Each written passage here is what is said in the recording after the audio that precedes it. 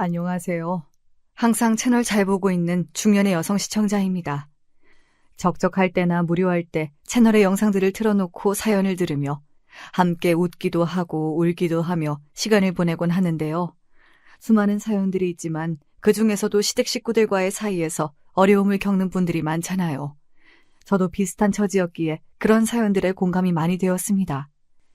인생이 순탄하게만 흘러온 사람이 더 드물겠지만 제 인생에는 참 굴곡이 많았어요.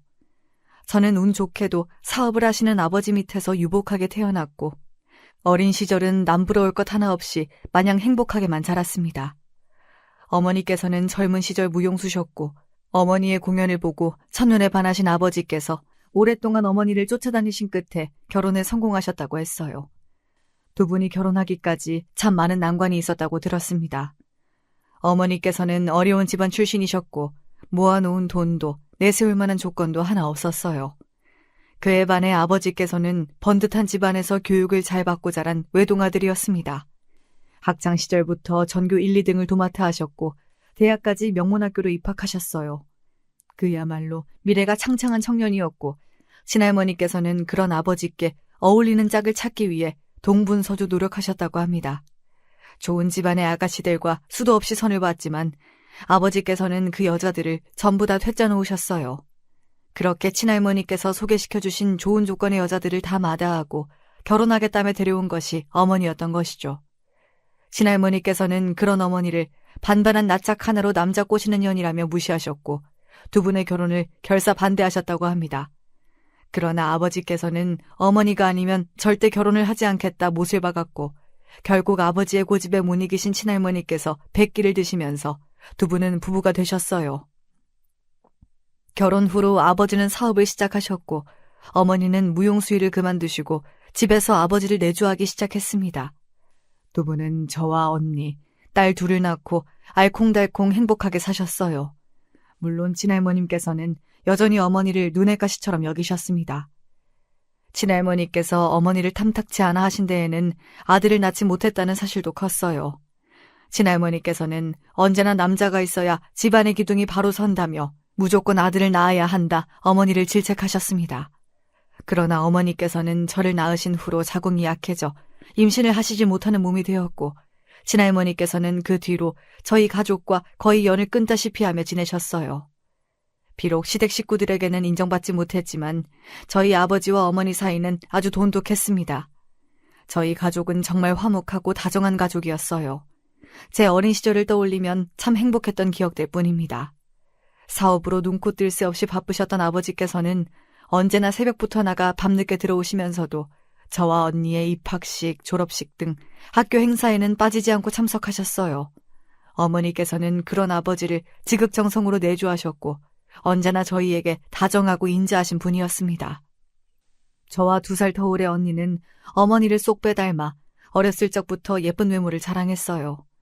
전해 들은 얘기로는 처음 태어났을 때부터 무슨 신생아가 이렇게 또렷하고 예쁘게 생겼냐며 병원 간호사들마저 요란하게 난리를 떨었다고 했습니다. 흰 피부에 커다란 눈, 똑 떨어진 버선 코에 가지런한 치아까지. 제가 봐도 언니는 배우처럼 예뻤어요. 그에 반해 저는 어머니보다는 아버지를 닮아 어두운 피부에 쌍꺼풀 없는 작은 눈을 가지고 태어나 언니와 닮은 구석이 전혀 없었습니다. 어렸을 적 학교 친구들은 그런 저를 놀리고는 했어요. 너희 언니랑 엄마는 예쁘던데 너는 어디서 주워온 아이 아니냐고요. 나이를 먹을 대로 먹은 지금은 그런 말 따위 한 귀로 듣고 한 귀로 흘릴 수 있게 되었지만 당시에는 어린 마음에 그런 말들이 큰 상처가 되었습니다. 가족들을 원망하기도 했어요. 저를 이렇게 못생기게 낳아준 어머니도 밉고 나와는 다르게 예쁘장한 인형 같은 언니도 밉고 비교적 못난 외모를 물려주신 아버지도 원망스럽고 점점 나이가 들수록 언니와 저의 외모는 차이가 심해지기 시작했고 저는 예쁜 언니에게 열등감을 심하게 느꼈어요. 어머니를 똑 닮아 길쭉하고 늘씬했던 언니는 무용을 시작했고 그에 반해 예체능에 특출난 재능이 없던 저는 공부를 지독하게 열심히 했습니다. 얼굴도 못나고 재능도 없는 제가 언니와 비슷해지기 위해서는 공부라도 잘해야 한다는 생각을 했거든요. 다행히도 공부머리는 좀 있었는지 노력한 만큼 좋은 결과가 따라왔고 중학교 내내 전교권의 성적을 받아왔습니다. 언니는 각종 무용 콩쿠르에 나가 매번 상을 타왔고 그럴 때마다 저는 더 열을 내서 공부했어요. 지금 와서 돌이켜보면 제가 외모가 언니보다 조금 못났다고 해서 예체능에 재능이 없고 공부를 좀 못한다 해서 부모님께서 저를 미워하시거나 홀대하셨을 리가 없는데 그때는 왜 그리 불안한 마음이 들었는지 모르겠습니다.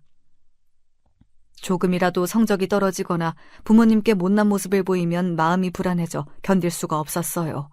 강박증이 생겼던 것이죠. 그즈음 아버지의 사업에 차질이 생기기 시작했고 항상 화목했던 저희 집안도 점점 분위기가 좋지 않아졌습니다. 언니는 무용 콩쿠르에 나갈 때마다 새로운 의상을 맞춰야 했어요. 의상 가격만 해도 한 벌에 꽤나 큰 돈이 들어갔고 무용 레슨도 마찬가지였습니다. 부모님께서는 날이 갈수록 한숨이 늘어가셨어요. 두 분 다 저희에게 티를 내지 않으려 노력하셨지만 낯빛만 봐도 알 수 있었습니다. 고등학교에 진학하던 해 강남에 살던 저희 가족은 아파트를 팔고 다른 동네로 이사를 가게 되었습니다. 부모님께서는 더 좋은 곳으로 이사를 가는 것이라 애써 밝게 말씀하셨지만 언니와 저 둘 다 알고 있었어요. 가세가 이미 많이 기울어졌다는 사실을요. 예술대학교의 무용과에 진학하려던 언니는 결국 무용을 포기했습니다. 부모님께서는 어떻게 해서든 끝까지 언니의 꿈을 이뤄주고 싶어 하셨지만 언니는 완강했어요.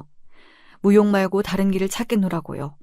이제 무용은 할 만큼 해봤으니 다른 걸 해보고 싶다는 언니의 말을 가족 중 그 누구도 믿지 않았지만 어쩔 도리가 없었어요. 언니가 계속해서 무용을 한다면 다른 가족들이 허리띠를 더욱더 졸라매야 했으니까요. 그렇게 언니는 지방의 한 대학에 장학금을 받고 입학했고 저 또한 장학금을 받고 대학에 들어가기 위해 죽을 똥 살 똥 공부에 매진했어요. 아버지께서는 회사가 잠깐 어려워진 것뿐이라며 곧 예전처럼 돌아갈 수 있을 것이라 말씀하셨지만 사업은 잘 풀릴 기미가 전혀 보이지 않았습니다. 생전 말싸움 한번 하시지 않으시던 두 분이 언성을 높이며 다툼을 하시기도 하고 늦은 새벽 아버지 혼자서 부엌 테이블에 앉아 술을 드시기도 했어요. 그 뒷모습이 참 쓸쓸하고 고독해 보였던 기억이 납니다. 그러던 어느 날이었습니다. 그날은 유독 추운 겨울날이었어요. 늦은 시간 야간 자율학습을 마치고 집으로 돌아오는데 어머니께 전화가 왔습니다. 평소에도 종종 늦은 시간에 홀로 하교를 하는 제가 걱정되어 연락을 하시곤 했기에 별 생각 없이 전화를 받았어요. 어머니께서는 몹시 경황 없는 목소리로 제게 어디냐 물어오셨고 의아함을 느끼며 집 앞이라 답했습니다. 그러자 어머니께서는 서둘러서 집에 들어오라며 병원에 가야 한다고 말씀하셨어요. 갑자기 무슨 병원인가 싶어 왜 병원에 가야 하냐 물으니 아버지께서 사고를 당해 병원으로 실려가셨다고 하더군요. 순간 상황이 이해가 잘 가지 않았고 머리가 멍해졌습니다. 그렇게 차를 타고 병원으로 향했고 아버지께서는 응급수술에 들어가셨다고 했어요.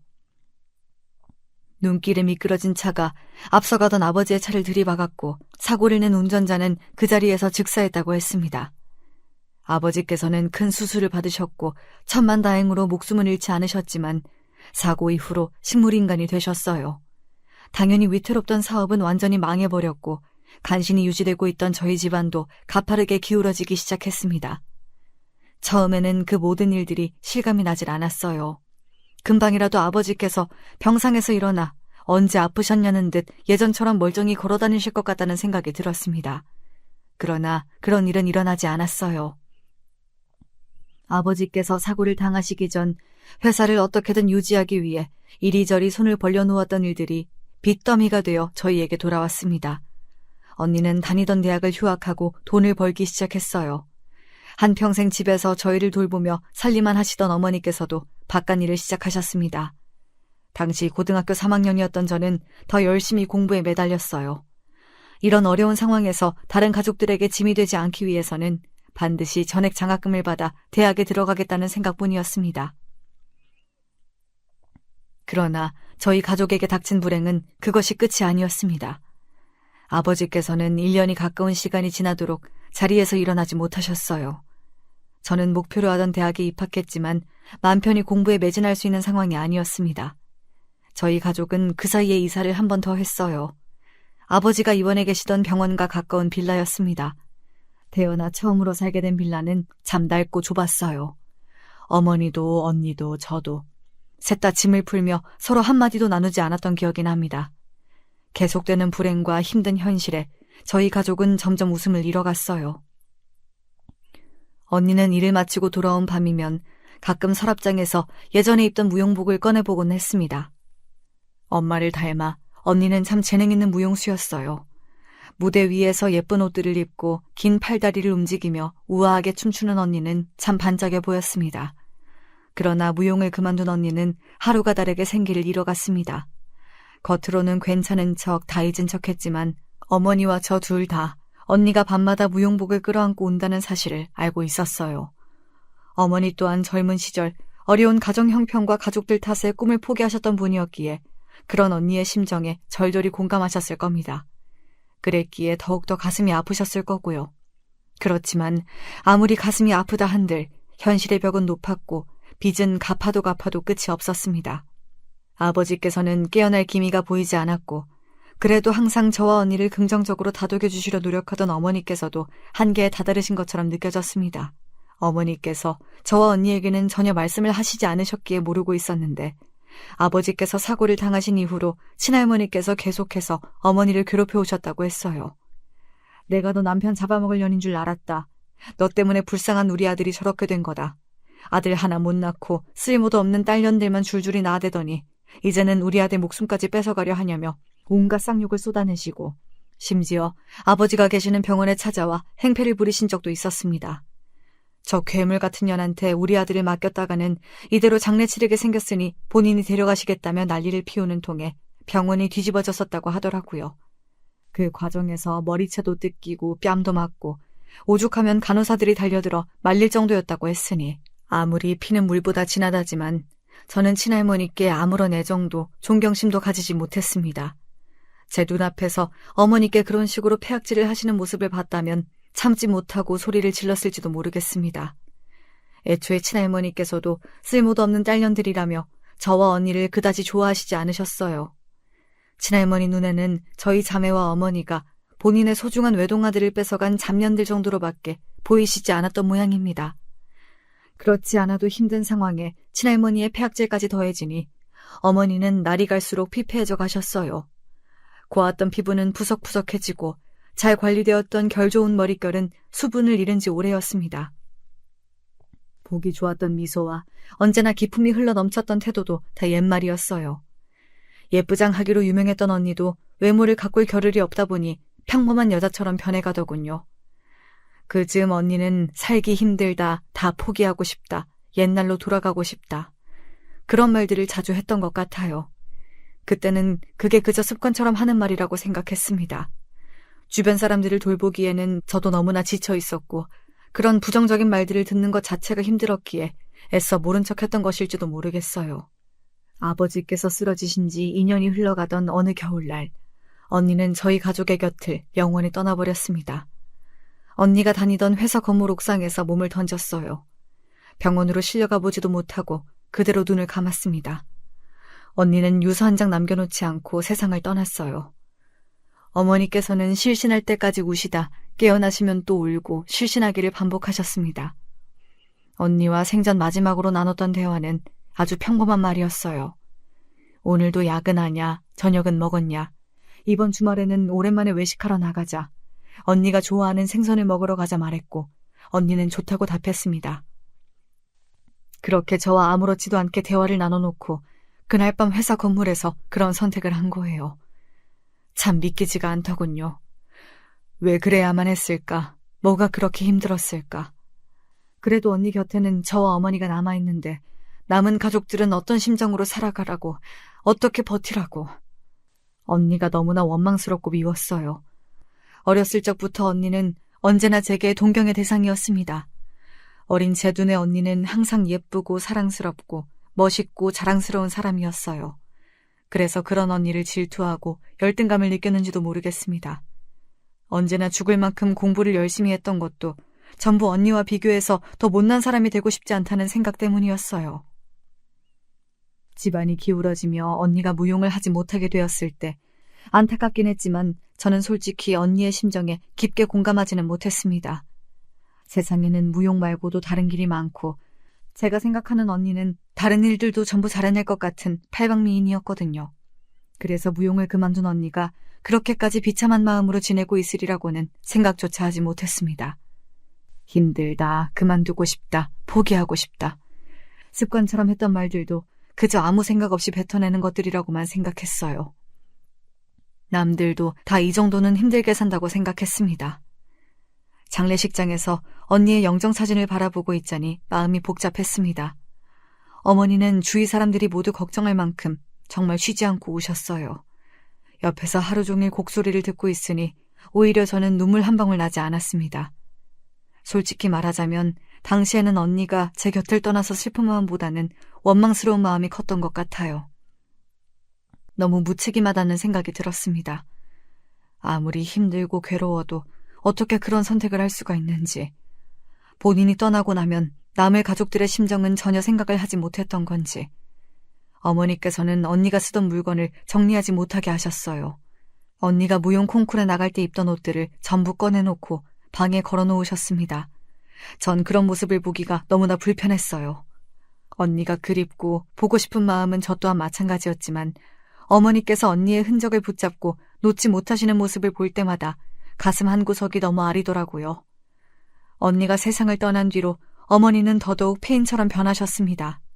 일도 전부 그만두시고 하루 종일 병원에서 의식 없는 아버지 곁을 지키셨어요. 어머니께서는 아버지의 침대 앞에 앉아 옛날 이야기를 자주 하셨습니다. 언니가 무용 콩쿠르에 나가 상을 타왔던 일들, 제가 중간고사에서 전교 1등을 해 당당히 시험지를 들고 왔던 날, 가족 모두가 함께 놀이공원에 놀러갔던 기억, 그런 모습을 보고 있자니 마음이 너무나 아프면서 답답했어요.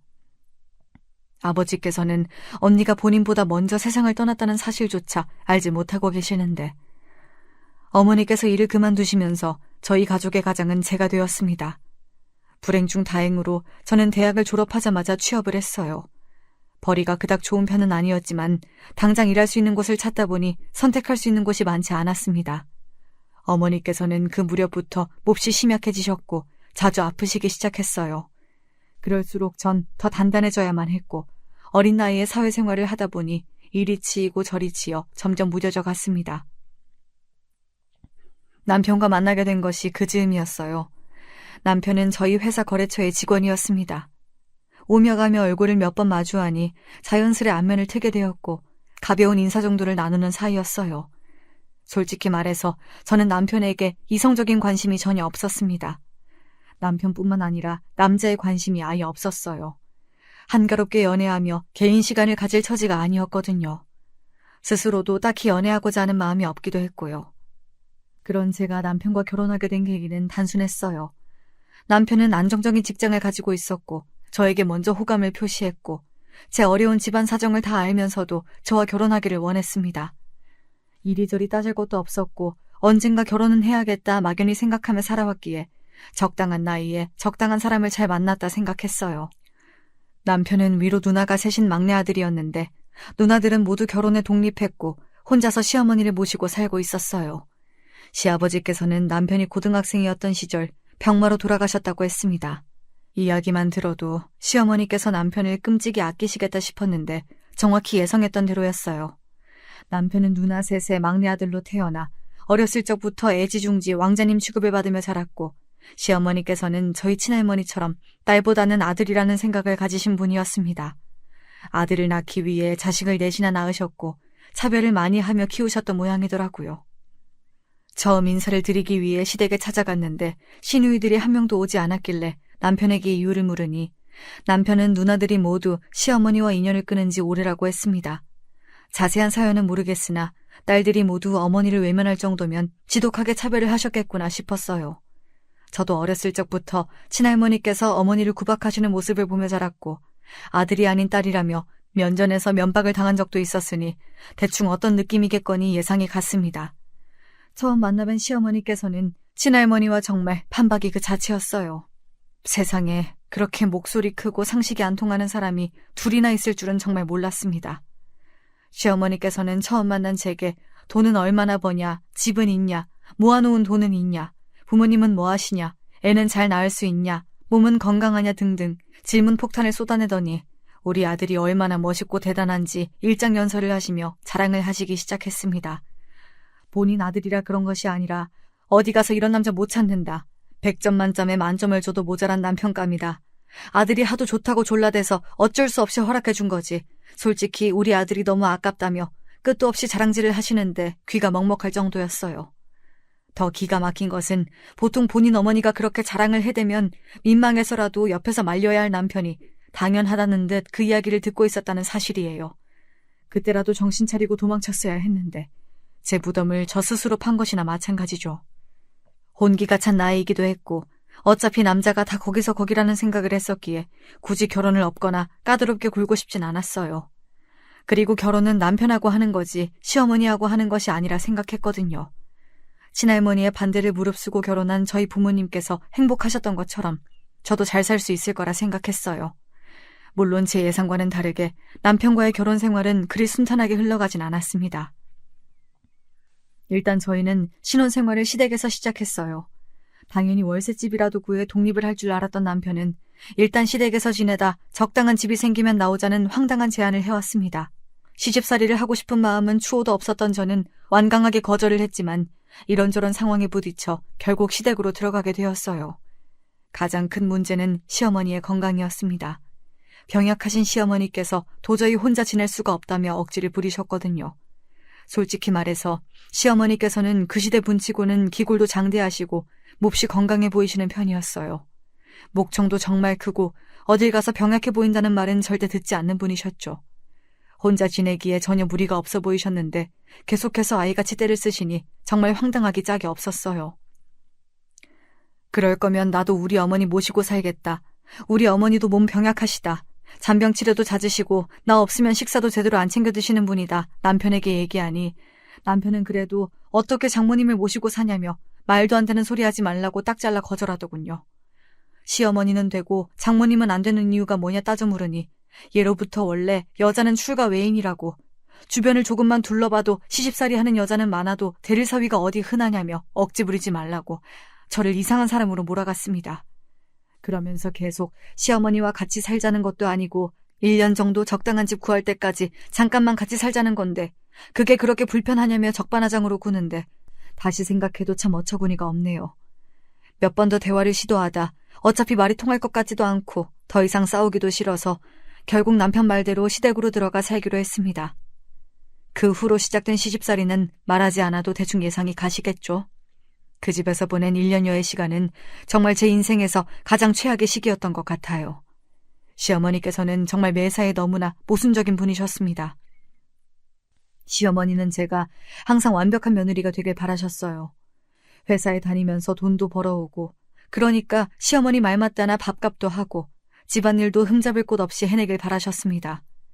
매일 새벽같이 일어나 시어머니와 남편의 아침밥을 차리고 퇴근하고 돌아오면 저녁밥을 진수성찬으로 차려놓고 설거지, 빨래, 청소, 온갖 집안일은 전부 저 혼자 도맡아 하고 그 와중에 남편이 다음날 입고 나갈 와이셔츠와 넥타이를 골라 정갈하게 다려놓고 걸어놓기까지 시켰어요.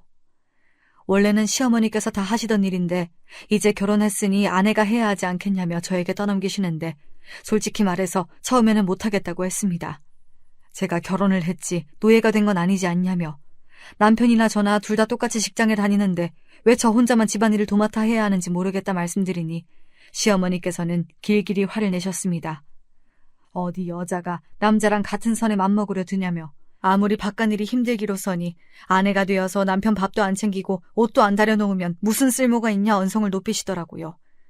그 말을 들으니 저도 너무 화가 나서 그럼 원하시는 대로 회사 그만두고 하루 종일 집에서 내조만 하겠다 하니 그건 또 안 된다 하시며 어디서 본인 아들한테 빌부터 살려 하냐 밥값은 해야 될 거 아니냐 성을 내셨습니다. 이래도 문제 저래도 문제인데 어떻게 하든 시어머니의 입맛에 완벽히 맞출 순 없으니 매일같이 갈등이 일어났어요. 그 와중에 남편은 중간에서 그 어떤 역할도 하지 않았고요. 저희 부모님께서 친할머니의 반대에도 불구하고 행복한 결혼 생활을 하실 수 있었던 것은 전부 아버지 덕이었다는 것을 그제서야 깨달았습니다. 남편은 지독한 마마보이였어요. 마마보이라는 단어 알고 계시나요? 말 그대로 나이를 먹고도 엄마 차는 소년에서 벗어나지 못한 정신적으로 미성숙한 남자를 이르는 말이에요. 워낙 연애를 짧게 하기도 했고 남편이란 사람에 대해 잘 알지 못한 상태로 결혼을 했기에 그 정도로 마마 보일 거라고는 생각조차 하지 못했어요. 결혼 전에는 하나부터 10까지 시어머니께서 전부 남편의 뒤치다꺼리를 해주셨다는데 거짓말은 아닌 것 같았습니다. 남편은 혼자서 할 줄 아는 일이 아무것도 없었어요. 어렸을 적부터 얼마나 예쁨 받으며 자랐으면 이 정도로 생활력이 없을 수가 있는 건지 기가 찰 지경이었습니다. 제 손으로 본인 속옷 한번 빨아본 적이 없다고 하더라고요. 30이 넘는 나이에 설거지 한번 해본 적이 없었고 식탁에 생선이 올라오면 항상 시어머니께서 남편의 생선을 발라주셨습니다.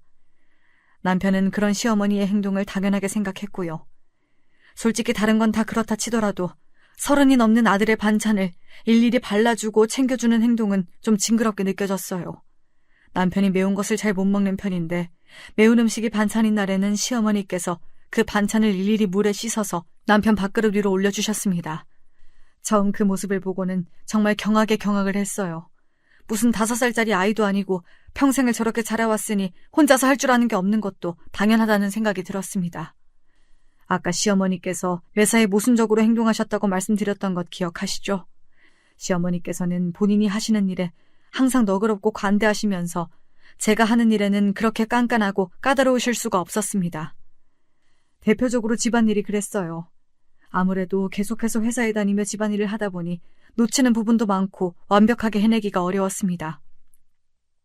시어머니께서는 매 끼니마다 반찬을 그때그때 만들어 밥상에 올리길 바라셨지만 현실적으로 그러기가 쉽지 않잖아요. 국 같은 경우에는 미리 끓여놓고 소분해뒀다가 전자레인지에 돌려 먹을 때가 있었는데 시어머니께서는 그럴 때마다 방금 끓인 국이 아니면 드시지 않겠다며 억지를 부리셨습니다. 마음 같아서는 그럼 드시지 말라고 국을 확 엎어버리고 싶은 심정이었지만 그랬다가는 뒷일이 걱정이라 속으로만 삭혀냈습니다. 요리뿐만 아니라 청소나 빨래도 마찬가지였어요. 제가 보기에는 아무런 문제가 없는 정도였는데 시어머니께서는 매일 트집을 잡으시며 청소기 제대로 안 되어 있다, 빨래에서 쉰냄새가 난다며 말도 안 되는 시비를 걸고 괜히 일을 2번씩 시키셨어요. 남편에게 빨래에서 냄새가 나냐 물어보면 괜찮다고 하는데 꼭 시어머니께서만 수건에서 냄새가 난다 난리를 치시더라고요. 결국엔 못 참고 그렇게 제 집안일에 불만이 많으시면 하루 종일 집에 계시는 어머님께서 좀 하시라 말씀을 드렸더니 역시나 펄펄 뛰셨습니다.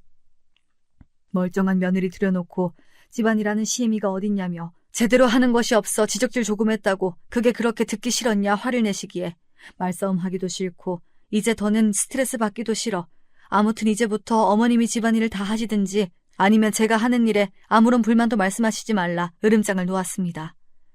전 당연히 이제부터 불만이 없어지겠거니 했더니 다음날 시어머니께서 새벽같이 일어나 아침을 차려놓으셨더라고요. 얼마나 잔소리가 하고 싶으셨으면 손수 요리를 해서 며느리 밥까지 차려주시나 했습니다. 그런데 밥상이 조금 이상했어요. 이상하다기보다는 상당히 초라했습니다. 평소 시어머니께서는 제게 아무리 아침이라도 밥을 든든히 먹어야 한다며 항상 반찬을 3-4개 이상씩 차려라, 햄 같은 가공식품은 몸에 좋지 않으니 사용하지 말아라, 입에 침이 마르도록 잔소리를 하셨는데 식탁 위에 반찬이 다 탄 계란 후라이랑 스팸밖에 없는 거예요. 평소 진밥이 좋으시다며 어쩌다 밥이 좀 고슬하게 된 날에는 물 양을 정확하게 맞춰라, 이런 간단한 거 하나도 제대로 못하면서 어떻게 시집올 생각을 했냐 난리를 떠시더니 시어머니가 하신 밥은 과장 좀 보태서 거의 돌 수준으로 딱딱했어요. 시어머니 스스로도 밥상이 부족했다는 걸 알고 계셨는지 오랜만에 요리를 하려니 적응이 안 돼서 그런 거라 묻지도 않은 변명을 줄줄 쏟아내시는데 눈치 없는 남편은 밥상이 이게 뭐냐, 이런 걸 먹고 무슨 힘을 내서 출근을 하라는 거냐 투정을 부렸고 티는 내지 않았지만 고소하더라고요. 남편 말이면 껌뻑 죽는 시어머니께서 차마 저한테 화내셨던 것처럼 언성을 높이진 못하시고 아침부터 어떻게 반찬을 그렇게 많이 하냐며 원래 아침은 간단하게 먹는 거라 평소라면 절대 하시지 않은 말들을 하셨어요. 어머니, 스팸 같은 건 몸에 안 좋은데 왜 이런 걸 밥상에 올리셨어요? 전 너무 짜서 못 먹겠네요. 평소에 어머니께서 하도 가공식품 하시기에 이런 건 입에도 안 드시는 줄 알았어요. 그 모습을 보니 눈꼴이 시어 스팸 이야기를 꺼내니 또 열을 내시면서 네가 지금 어디 시애미가 차려준 밥상에 트집을 잡냐 빽소리를 지르시더라고요. 제가 못 먹어서 그런 게 아니라 이런 건 몸에 안 좋아서 그렇죠. 게다가 반찬이 2개가 다잖아요. 이 사람 국 없으면 밥 안 먹는 거 모르세요? 이거 먹고 어디 회사 가서 힘이나 쓰겠어요? 남편 얘기를 꺼내니 시어머니께서는 또 입을 꼭 다무셨습니다. 그 모습을 보니 어찌나 속이 시원하던지요. 이럴 때만큼은 남편이 눈치가 없어서 다행이더라고요. 남편은 제 말에 맞다며 엄마가 먼저 사과하고 잘 풀어라. 난 와이프가 차려주는 밥이 먹고 싶다. 결혼하고 처음으로 편안한 편을 들어주었습니다. 그날 저녁은 아침에 당한 수모 때문인지 장을 한가득 봐오셔서 진수성찬을 차리셨더라고요. 잡채에 갈비찜에 무슨 생일날도 아니고 상다리가 휘어지는 줄 알았습니다. 엄마, 요리가 맛이 좀 이상한데? 엄마 원래 이렇게 요리를 못했던가?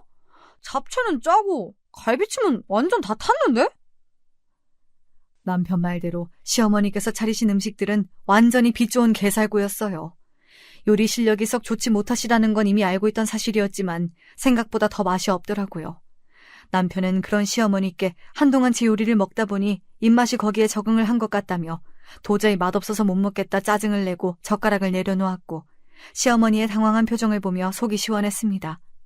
그동안 그렇게 제 요리에 감나라 배나라 참견하며 잔소리를 하시더니 정작 본인이 한 요리들은 제가 차린 것만 못했으니까요. 그렇게 집안일을 놓고 벌어진 시어머니와 저의 싸움 아닌 싸움은 결국 제 승리로 끝이 났습니다. 그동안 쉴 새 없이 귀를 따갑게 만들던 잔소리가 싹 사라지니 조금 살 것 같더라고요. 물론 여전히 매일같이 회사 일과 집안일을 병행하는 것은 쉬운 일이 아니었지만 적어도 마음만큼은 편했습니다. 그렇게 시댁에서 3명이 살기 시작한 지 1년이 다 되어갈 무렵 일이 터졌어요. 남편의 누나, 그러니까 시누이 중 한 명이 이혼을 하게 되어 다시 친정으로 돌아오게 된 것이었습니다.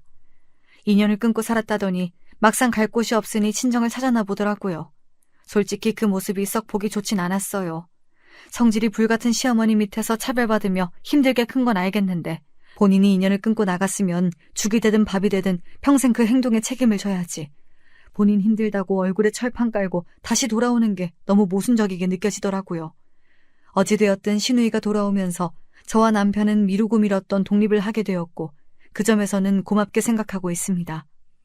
남편과 저는 시댁 근처에 아파트를 구해 나왔어요. 시댁과의 거리가 도보로 10분 정도밖에 되지 않았기에 시댁과 왕래가 아주 끊긴 것은 아니었지만 확실히 따로 살기 시작하니 얼굴 볼 일이 확 줄어들었습니다. 저와 남편에게만 쏟아지던 시어머니의 관심과 잔소리가 시누이에게 분산되니 싸울 일도 줄어들었고요. 한 가지 단점이 있었다면 전에는 드리지 않던 용돈을 드리게 되었다는 사실이었습니다. 따로 나가 사니 잘 챙겨드리지도 못하고 시누이는 마땅한 수입이 없던 터라 어쩔 수 없는 선택이었어요. 남편과 저 둘 다 평범한 월급쟁이라 많이는 챙겨드리지 못하고 달에 100만 원씩 생활비 명목으로 용돈을 보내드렸습니다. 솔직히 전 그 정도도 충분하다고 생각했어요. 저희 친정 부모님께는 따로 돈을 보내드리거나 금전적으로 도움을 드린 적이 한 번도 없었거든요. 그렇게 매달 시댁에 100만 원씩 용돈을 보내드리던 어느 날이었습니다. 오랜만에 어머니께 연락이 왔어요. 그동안 사는 게 바빠 자주 찾아뵙지도 못하고 있던 터라 죄송한 마음이 컸습니다. 전화기 너머에서 들려오는 어머니 목소리가 몹시 떨리고 있었어요. 네 아버지 깨어나셨다. 사고가 난 지 거의 5년 만의 일이었어요. 솔직히 말해서 그때까지 아버지가 깨어나시리란 기대는 전혀 하지 않고 있었습니다. 병원에서는 식물인간 상태로 일정 기간이 넘어가면 다시 정신을 회복할 가능성이 현저히 떨어지고 기적적으로 눈을 뜨더라도 멀쩡한 상태로 눈을 뜨는 것이 쉽지 않다고 했어요. 오랜 기간 병상에 누워 계시는 아버지를 보며 언젠가는 결국 이대로 돌아가시겠지, 그런 생각을 자연스레 가지게 되었고 어머니도 마찬가지였으리라 생각합니다. 그렇지만 아버지께서는 정말 기적처럼 정신을 온전히 회복하셨어요. 오랜 기간 누워 계셨던 탓에 신체적인 능력은 많이 떨어지셨지만 의사소통에 아무 문제가 없었습니다. 언니 소식을 전해 들으신 아버지께서는 말없이 눈물만 흘리셨어요. 병실이 온통 눈물바다가 되었고 그렇게 저희 가족은 아주 오랜만에 재회하게 되었습니다. 아버지가 깨어나신 뒤로 한동안은 정말 정신이 없었어요. 회사일 하랴 집안일 하랴 병원 들락날락거리며 아버지 상태를 확인하고 간호를 돕기도 하고 병원비며 처리할 일이 산더미였습니다. 아버지께서 깨어나셨다는 소식을 시댁에 전해드리니 시어머니께서 가장 먼저 하셨던 말은 그래서 우리 아들 밥은 잘 챙겨 먹이고 다니는 거냐? 였어요. 아직도 그 한마디가 생생히 기억나요. 그렇지 않아도 정없는 사이였지만 그 말을 들으니 티끌만큼 남아있던 정도 다 떨어지는 기분이었습니다. 아무리 피가 안 섞인 사이라지만 그래도 며느리고 한 식구인데 시어머니께 저는 그저 본인 아들 뒷바라지하고 내조하는 여자에 불과한 존재 같았어요. 아버지께서는 기적적으로 깨어나시긴 하셨지만 점점 몸 상태가 좋지 않아지셨어요. 아무래도 오래 병상에 누워 계시다 보니 신체 능력이 일반인보다 현저히 떨어지는 상태였습니다. 어머니와 제가 곁에서 정성을 다해 간호했지만 별 소용이 없었고 결국 멀쩡하시던 정신 상태마저 다시 흐릿해지기 시작했어요. 병원에서는 멀쩡히 눈을 뜨셨던 게 기적 같은 일이었다면서 마음의 준비를 하셔야 할 것 같다는 소식을 전해왔고 마음이 참 쓰렸습니다. 어머니께서는 그래도 잠깐이라도 눈을 떴던 것이 어디냐며 본인은 이 정도로도 만족한다 말씀하셨고 저도 마찬가지였어요. 물론 아버지께서 쾌차하셔서 멀쩡히 일어나시면 정말 그것보다 좋은 일이 없겠지만 애초에 큰 기대가 없던 상태였으니까요. 그러던 어느 날이었습니다. 그날도 평소처럼 퇴근한 후 남편 밥을 차려주고 병원으로 향했어요. 아버지께서는 평소보다 비교적 정신이 말짱해 보이셨고 제게 서류 봉투 같은 것을 내미셨습니다. 이게 뭐냐 물으니 제게 줄 것이 있다며 열어보라 하시더라고요. 강남에 건물이 한 채 있다. 어차피 난 살 날이 얼마 안 남았으니 내게 미리 증여해 주마. 나 죽고 나거든 네 엄마 잘 챙기고. 그동안 고생만 시켜서 정말 미안하다. 알고 보니 빈털터리가 된 줄 알았던 아버지 앞으로 강남에 큰 건물이 한 채가 있었던 것입니다. 다 설명하자면 복잡하지만 정말 운이 좋게도 빚쟁이들에게 압류되거나 나라에 빼앗기지 않고 지금까지 온전히 명의를 유지하고 있었던 거예요. 저와 어머니 그리고 언니가 뼈 빠지게 일해 빚을 다 갚은 탓도 컸습니다. 그 서류들을 보는데 정말 믿기지가 않더라고요. 몹시 당황스럽기도 하고 너무나 감사한 마음이었지만 그와 동시에 든 생각은 이 사실을 남편과 시댁 식구들에게 알려야 하나 말아야 하나 하는 고민이었습니다. 상식적으로는 알리는 것이 맞았지만 시어머니께서 이 사실을 알게 되시면 어떤 반응을 보이실지 도저히 예상이 가질 않았어요. 아버지께는 며칠 뒤 상태가 위중해지셔서 다시 중환자실로 돌아가셨고 어머니께서는 그래도 네 남편이고 가족들인데 평생 속이고 살 수는 없는 일 아니냐며 언젠간 알게 될 사실이니 미리 얘기하는 것이 좋을 것 같다 말씀하셨어요. 어머니 말씀대로 지금 당장은 숨길 수 있어도 언젠가는 밝혀질 사실이니 숨겼다가 들키는 것보다는 제 입으로 말하는 편이 나을 것 같다는 생각이 들었고 시어머님께 전화를 드려 아버지께서 가지고 계시던 강남의 건물을 증여받았다는 소식을 전했습니다. 소식을 들으신 시어머니께서는 불이 나게 저희 집을 찾아오셨어요. 놀라실 것이라 생각하긴 했지만 그렇게 한달음에 집에 찾아오실 줄은 정말 몰랐습니다. 시어머니께서는 지금까지 강남에 그런 건물을 가지고 있었으면서 어떻게 이렇게 감쪽같이 본인들을 속일 수 있었냐며 노발대발하셨어요. 그런 시어머니께 저도 아버지께서 강남에 건물이 있으셨다는 사실을 증여받으면서 알게 되었다.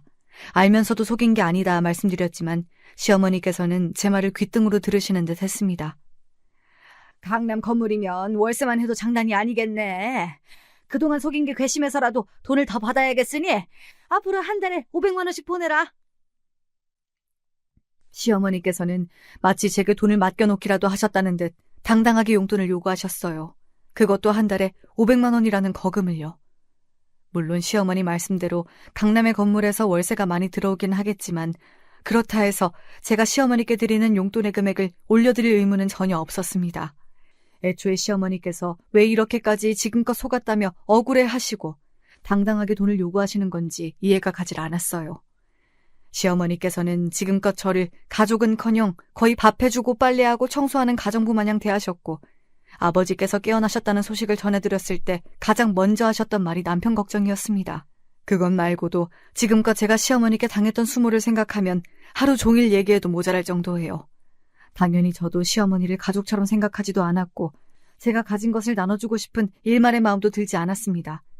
그동안 그렇게 저희 가족을 냉대하고 모른 채 하더니 뜯어먹을 것이 생기니 당연히 본인들 목도 있지 않겠냐며 뻔뻔하게 구는 것이 정말 기가 막히더라고요. 전 그렇게 못하겠습니다. 지금 드리는 100만 원만으로도 충분하다 생각해요.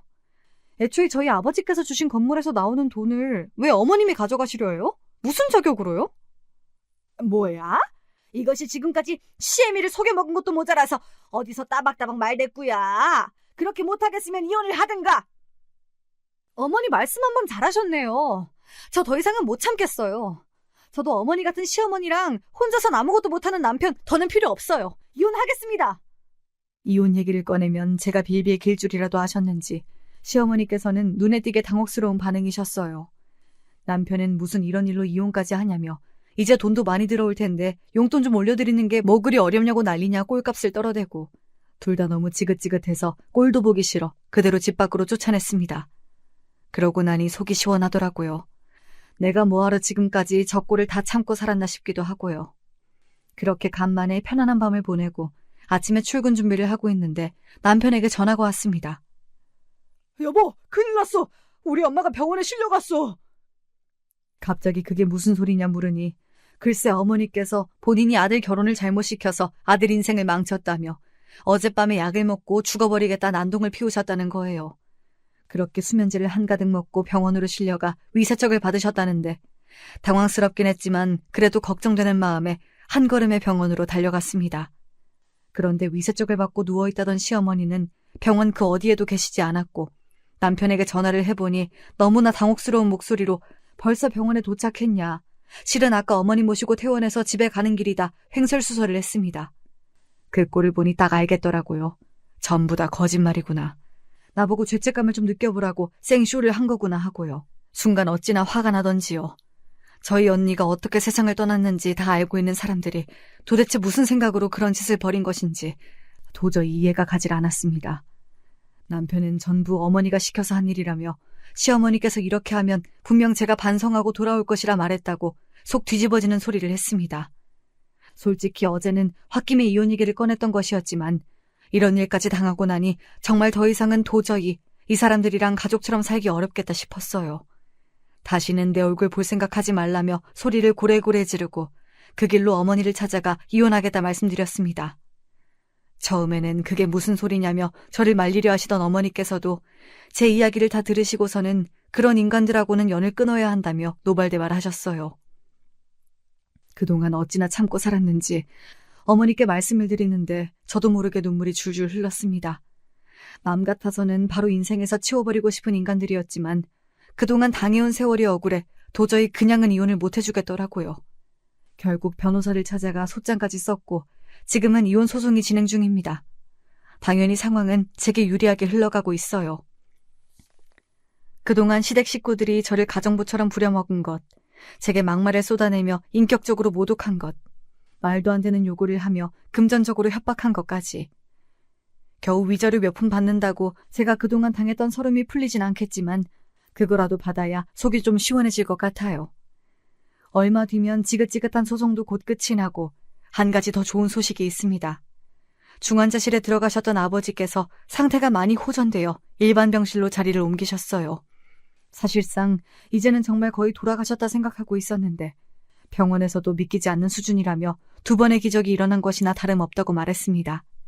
아직 완벽하게 회복하셔서 자리를 털고 일어나신 건 아니지만 일상적인 대화나 생활에는 아무런 문제가 없는 수준입니다. 아버지께서 퇴원하시면 지금 살고 있는 아파트를 처분하고 부모님과 함께 병원 근처에서 셋이서 살 생각이에요. 이렇게 가족이 다시 모여 살 날이 오리라고는 생각하지 못했었는데 참 묘한 감정입니다. 물론 언니가 곁에 없기에 모든 가족이 완벽하게 제외한 것은 아니지만 그래도 오랜 시간이 지난 지금에서야 언니의 죽음을 온전히 받아들일 수 있게 된 것 같아요. 언니가 세상을 막 떠났을 때는 이별을 슬퍼할 새도 없이 현실을 살아가느라 언니의 죽음을 가슴 깊은 곳에 묻어놓고 꺼내볼 생각을 하지 못했거든요. 그래서 슬픈 줄도 몰랐던 것 같아요. 저와 어머니를 두고 먼저 떠나버린 언니가 마냥 원망스럽기만 했고요. 그렇지만 시간이 많이 흐른 지금에서야 언니가 참 그립고 보고 싶고 언니를 떠올리면 가슴 한켠이 아린 기분이 듭니다. 동생인 제가 이 정도인데 부모님께서는 심정이 어떠시겠어요? 가슴이 정말 천갈래 만갈래로 찢기는 심정이시겠죠. 그 마음을 잘 알고 있기에 제가 더 밝고 씩씩하게 부모님을 모시고 지내려 노력하고 있습니다. 하루하루가 지치고 앞날이 조금 막막해질 때도 있지만 제 인생 이막이 시작되었다고 생각하고 힘내려고요. 구질구질한 전남편과 시댁 식구들을 뒤로하고 한번 사는 인생 더 의미 있게 살아보고 싶습니다. 여기까지 길다면 길고 짧다면 짧은 제 이야기를 들어주신 모든 분들께 감사드립니다.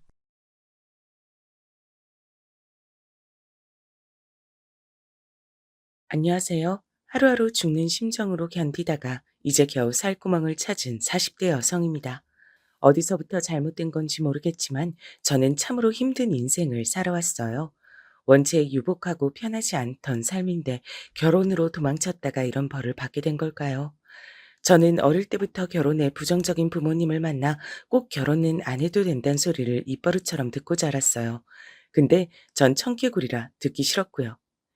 결혼 같은 거 그냥 하지 마. 네 아빠 같은 사람 만나 살면 인생이 지옥이고 엉망진창 되는 거야. 엄마, 그런 소리 좀 아빠 듣는 데서 하지 마. 왜 또 굳이 싸우려고 일을 벌여? 내가 틀린 소리 했어? 네 엄마 사는 거 봐라. 결혼만 안 했어도, 너만 안 태어났어도 이 궁상은 안 떨고 살았어. 뭐가 어쩌고 저째? 이 여자가 정말 당신 좋을 말할 때 입 안 다물어? 이런 분위기 안에 갇혀 있으니 제 정서가 좋을 리가 있나요? 하나밖에 없는 여동생은 더더욱 부정적인 가치관을 갖게 됐어요. 언니, 난 그냥 엄마 아빠 말 듣고 결혼 안 하려고. 결혼 안 하고 엄마 아빠한테 빌부터 살아야지. 본인들이 하지 말랬으니까 말 들을 거야. 과연 여동생과 저 둘 중 누가 더 부모에게 효도를 하는 자녀일지 모르겠어요. 저는 이런 바람들과 달리 결혼을 했답니다. 원래 결혼은 사기란 우스갯소리가 있지만 전 진짜 그런 상황 안에 있었던 것 같아요. 우리 집은 엄마만 혼자 계셔서 좀 적적하긴 하지만 그래도 아들들끼리 잘 뭉치거든. 자기는 자매만 있고 우리 집은 형제들만 있으니 이것도 참 신기한 우연이다. 그치? 그러게 우리 엄마도 아들 생긴다고 좋아하시더라. 옛날부터 아들 타령에 한이 맺힌 사람이거든. 어머니도 나 이뻐해 주시니까 좋아. 저희 어머니는 결혼 초반엔 저한테 특별히 바라는 게 없다고 하시더라고요. 그런데 딱 한 가지 종교 강요가 있었어요. 다른 거 다 필요 없고 난 네가 성당만 다녔으면 좋겠다. 그동안 종교 생활 아무것도 안 했으면 이번에 해보고 열심히 다니면 되지. 어머니, 전 그냥 이렇게 사는 게 좋아서요. 아직 어디 신을 믿고 그러고 싶진 않아요. 그래? 근데 난 우리 정훈이랑 네 시동생 평생 성당 다니며 키웠어요. 며느리도 같은 뜻으로 맞을 생각이었는데 네 마음이 편하길 기다려봐야지. 처음엔 이렇게 풀어주시는 듯 했지만 이건 제 큰 착각이었어요. 그리고 이때까지만 해도 엄마랑 아빠는 제가 시집 잘 갔다고 생각하셨답니다.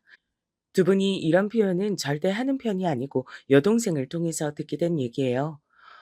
엄마, 그래도 어디 가면 언니 자랑하고 다녀. 돈 있고 건물 있는 홀 시어머니는 시집 갔는데 이쁨 받고 편하게 산다고. 요즘 같은 세상에 서울 신혼집 40평대 얻는 며느리가 어디냐고 말이야. 와, 엄마가 내 칭찬을 다 하고 다니네. 그래, 난 옛날부터 엄마 아빠처럼 천원 한 장에 궁상 떨며 살기 싫었어. 난 완전히 다른 삶을 살 거야. 그거야 언니 마음인데 너무 그런 얘기 엄마한테 다 하지 마. 나까지 빨리 시집 가라고 한단 말이야. 이런 얘기가 나올 정도로 제 결혼 생활은 무던하게 흐르는 듯 했는데요. 첫 아기가 생기고 난 뒤부턴 어머님 변하시더군요. 그것도 오래 참은 거라면서요. 나는 우리 서율이 태어날 때까지만 참았어. 주변에 보니까 며느리랑 뜻 맞으려면 그때까진 참으라고 하더라. 내 속이 진짜 속이 아니었다. 네? 어머니, 근데 저는 정말 성당 안 다닐 거예요. 지금 남편이랑 같이 애기 보고 하는 것만으로도 시간이 너무 부족한데. 다른 거 하라는 게 아니잖아. 그냥 정한 날짜마다 같이 가기만 하면 돼. 가서 애도 봐주고 할 테니까 너무 그렇게 앓는 소리 하지 마라. 내가 얼마나 그간 말도 못하고 입 닫고 답답하게 살았는지 아니? 어머니는 이때 아주 완강하게 의사를 표현하셨고 저도 사실 이 무렵에 어머니 도움이 필요한 터라 참았어요. 왜냐면 아기를 낳았고 당장 조리도 해야 되는데 친정에선 도움을 줄 수 없었거든요. 어머니가 따로 돈 들여서 도우미를 보내주셨어요. 나처럼 이렇게 며느리 대우해주는 시어머니가 어딨어. 전지에 둘러봐도 찾기 쉽지 않을 거다. 그런데다가 너 잘 되라고, 너 복 빌어주게 성당도 다니자고 하고 유정이 너는 시댁 잘 만난 줄 알아. 하지만 저는 점점 늘어가는 자잘한 요구들이 불편해졌어요. 당연히 이 무렵에 남편이랑도 얘기했지만 별로 시원치 않았어요. 성당 가는 게 뭐가 힘들어. 당신은 다른 종교 갖고 있던 사람도 아니잖아. 그냥 가자고 하시면 잠깐 왔다 갔다 하면 돼. 그걸로 끝나는 게 아니니까 문제지. 몇 번 갔지만 나보고 받으라고 하시는 교육만 몇 갠데, 왜 자꾸 그런데 나를 집어넣으려고 하시는 거야. 음, 자기야, 말 좀 가려서 했으면 좋겠다. 당신을 집어넣으려고 한다니. 우리 엄마가 아주 이상한 사람처럼 들리잖아. 그럼 아냐? 우리나라는 명백히 종교의 자유가 있는 나라야. 나한테 설명해 주시는 것까진 괜찮은데 이렇게 강압적으로 나오시는 건 싫어. 결국 이처럼 고부 갈등은 부부 갈등이 돼버렸어요. 저와 남편도 사이가 막 무탈한 건 아니고 육아 관련해서 둘이 다툴 때가 좀 있었거든요. 역시나 남편은 이 부분에서도 저랑 자꾸 반대 의견을 내더군요. 일주일에 한 번만 나가는 거고 교육하는 데 시간 많이 안 써도 돼. 내가 애기 봐주면 되잖아. 그런 사소한 걸로 자꾸 엄마랑 부딪히고 싸우고 그러지 마. 내가 장모님이랑 그럼 좋겠어. 뭐? 우리 엄마가 언제 나서서 당신한테 이래라 저래라 한 적이 있어? 우리 집은 아무것도 강요 안 해. 어머니가 저렇게 일방적이신 거지. 하지만 남편은 여기서 본인도 내심 생각하고 있었던 마음을 내보이더군요. 저는 이 부분은 우리 친정에 말하기 창피해서 참아봤어요. 솔직한 마음으로 이런 말까진 하기 싫었는데 당신이 그런 식으로 비교하면 나도 말해야지. 우리 엄만 노후를 끌어다가 우리 집도 사주고 서율이 태어나고 용돈이랑 애기 옷까지 사주시잖아. 그러니 엄마도 할 말이 많은 거지. 지금 돈을 이유로 들어서 날 궁지에 모는 거야? 우리 친정은 돈 되는 거 없으니까 어머니 말 들으라 이거지? 마음대로 생각해. 난 전혀 그런 의도가 아니니까. 남편은 이렇게 말을 던져놓고 뒤로 빠지는 편이었고 애가 태어나고 우린 더더욱 더 자주 다투게 됐어요. 거기에 어머니까지 성당 강요에 혈안이 되어서는 제 정서는 조금씩 나빠지게 됐답니다. 그런 와중에 우리 시댁인 새 식구가 들어오게 됐어요. 저보다 더 무뚝뚝한 성향이지만 직업은 아주 좋은 동서가 나타났답니다. 어머니는 처음부터 꽤나 자랑을 하셨어요. 아마 저한테 감정이 있어서 더 그랬나 봐요. 여기 우리 새로 만난 둘째 며느리 영미야. 승현이가 보는 눈도 있고 해서 아주 괜찮은 아가씨를 데려왔지. 지금 검사로 일하고 있대. 얼른 이리 가까이 와서 인사해. 아, 네, 안녕하세요. 처음 뵙겠습니다. 그러자 남편도 옆에서 너스레를 떠는데 너무 얄밉더라고요. 와, 우리 집에 검사가 들어오다니 대박이다. 승윤이 덕을 내가 이렇게 보네. 이러면서 다들 반기는 분위기였고 저도 그럭저럭 환영을 해줬어요. 그런데 저랑 다른 게 있다면 동서는 확실히 좋은 직업이라 그랬던 걸까요? 딱히 종교 강요도 받는 것 같지 않고 시댁과 신혼집 거리도 아주 멀었답니다. 이 부분은 남편이 저 들으란 듯이 말해서 알았어요. 승현이랑 재수 씨네는 자기들이 집 얻어서 살고 있어. 알다시피 재수 씨 능력도 괜찮고 처가도 잘 사는 편이라던데. 집은 남자만 왜 다 하냐면서 자기도 보태겠다고 했대. 아, 그래. 대단하네, 그래. 능력 있으면 그렇게 해서 사는 게 맞지. 이런 말을 하면서도 새삼 남편이 절 비꼬는 듯한 분위기에 져버린 것 같아서 속상하더군요. 남편은 제가 어머니랑 사이가 나빠지니 어째 점점 저한테도 빈정대기도 하고 묘하게 한숨을 쉬어대곤 했어요. 승현이 저 녀석 어릴 때부터 여자들 똑똑하게 잘 만나고 다니더니 장가도 제대로 잘 갔어. 막판은 저렇게 건실하고 집안 좋은 재수 씨를 들이네. 처가에서 그렇게 툭 하면 부르고 용돈도 주고 그런데. 얼씨구, 그런 당신도 어머니한테 용돈 받잖아. 장모님 용돈까지 추가로 더 받고 싶은 거야? 나 먹고 살 돈이 없으니까 그러지. 버는 돈 죄다 와이프한테 줘버리고 애기랑 와이프는 신나게 쓰고 난 내 용돈 20만 원으로 살잖아. 남편은 본인 급여 400에서 용돈 20을 엄청나게 탓하면서 짜증을 냈었거든요. 이 부분은 저도 할 말이 있는데 이 또한 무시당했어요. 월급 400에서 당신 용돈 20만 원인 게 누가 들으면 그 380을 마누라가 먹고 노느라 다 쓰는 줄 알겠다.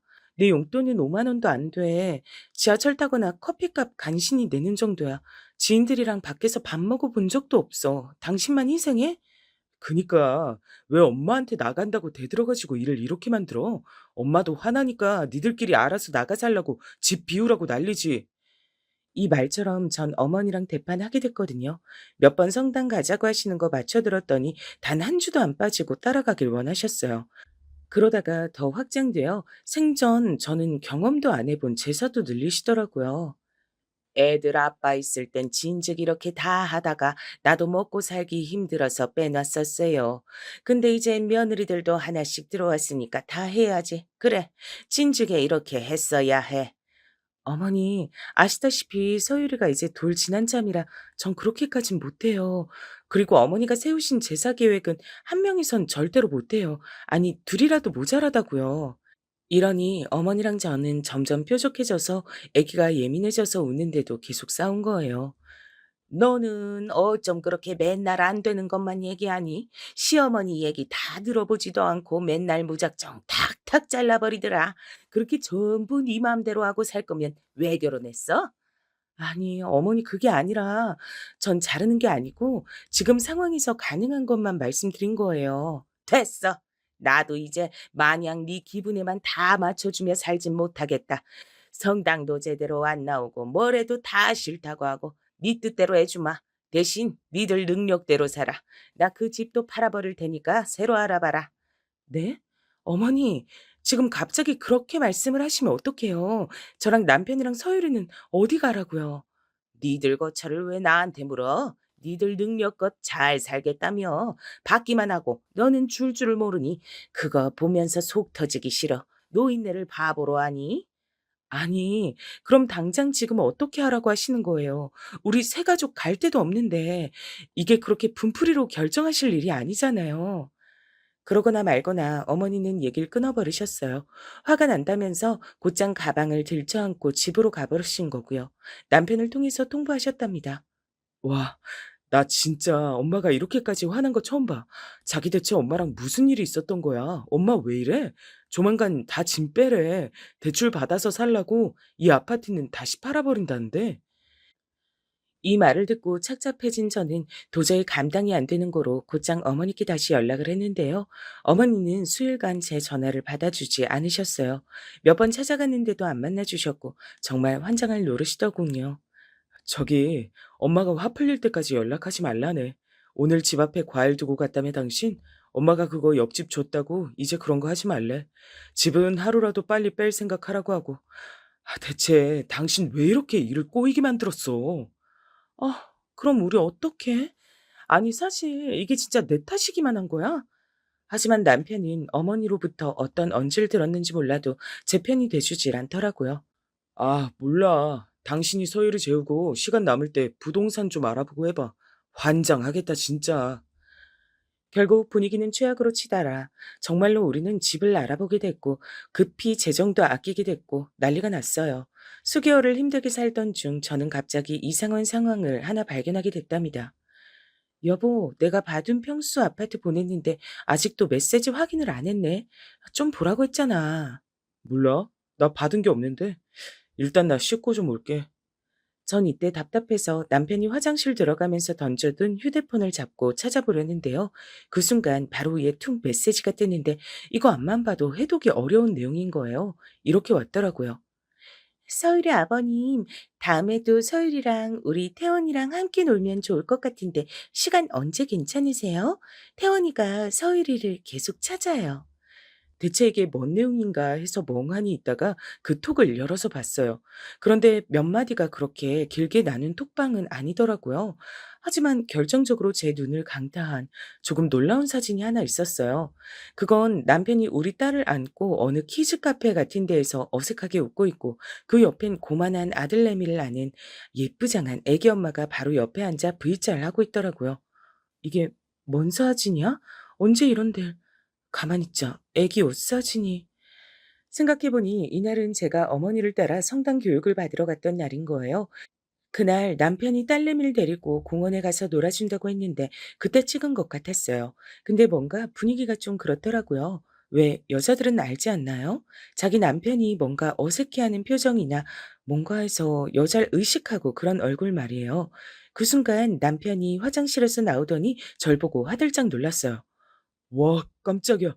당신 왜 화장실 앞에서 뭐야? 뭘 보는 거야? 당신 태원이 엄마가 누구야? 이게 다 뭐야? 뭔 사진인데 이거? 그러자 남편은 제가 크게 확대해서 보여주는 사진에 깜짝 놀라더니 바로 핸드폰을 뺐더라고요. 아, 이거? 이거 그거 그때 저기 언제지? 잠깐만. 머리 물기 좀 닦고. 뭐야. 왜 핸드폰을 몰래 보냐고.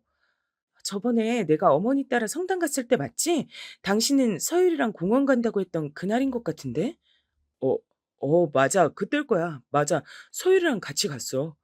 와중에 전 냉정을 찾기 힘들었지만 아주 건조하게 읊어댔어요. 당연히 그랬겠지. 그때 사진인 것 같네. 당신은 몰라도 애는 머리 펴서 보냈고 어떤지 난 기억하니까. 그게 그날 공원 갔을 때 서유리가 잘 놀아서 어쩌다 보니까 나도 혼자 왔고 거기에 엄마도 혼자 왔고 애들 밥 먹일 때 되고 그래서 애들 놀게 한 거야. 그래? 근데 뭐 이렇게 사진까지 찍었대. 그리고 당신 나한테 그런 말 전혀 안 했잖아. 저는 괜히 억하심정인지 몰라도 그 사진 속 이쁘장한 여자가 묘하게 우리 남편 쪽으로 얼굴을 기울고 있는 게 참 싫더라고요. 결혼한 여자들이라면 대부분 이런 거 싫지 않을까요? 이상하게 끼부린다는 느낌이 들었어요. 당신, 내가 서율이 데리고 요 앞 놀이터 가서 논다고 쳐? 그때 또래 애 아빠가 옆에 와서 애들끼리 잘 놀면 그렇게 다 같이 한 차를 타고 이동해서 밥 먹고 사진도 저러고 찍으면 어떨 것 같아? 뭐? 그 새끼 가만 안 두지. 그 완전 미친놈 아니야? 얼씨구. 나한텐 지금 당신이랑 저 애 엄마가 딱 그 상황이야. 그날 같이 한 차로 움직이고 밥까지 먹고 사진은 왜 찍어서 갖고 있는 건데? 나 못 참겠어. 그 여자 번호 넘겨. 와, 여보, 이거 진짜 애 욕먹이는 거야.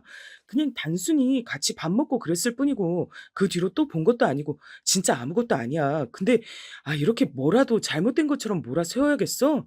나중에 소율이랑 같이 지나가다가 그 집 또 보면 얼마나 민망하겠어. 누가 뭐래? 뭘 상상하는 거야? 난 그냥 우리 애랑 애 아빠랑 좋은 시간 보내줘서 고맙다고 단돌이 하는 거야. 당신이야말로 꿀릴 거 없으면 번호 내놔. 이리하여 저는 끝내 번호를 받았고 그 애엄마에게 문자로 연락했어요. 남편은 옆에서 저에게 있는 짜증을 다 내고 있었고요. 안녕하세요. 저 서율이 엄마예요. 우리 애아빠랑 서율이랑 차도 태워주시고 밥도 같이 드시고 사진도 예쁘게 잘 찍어주셨다고요.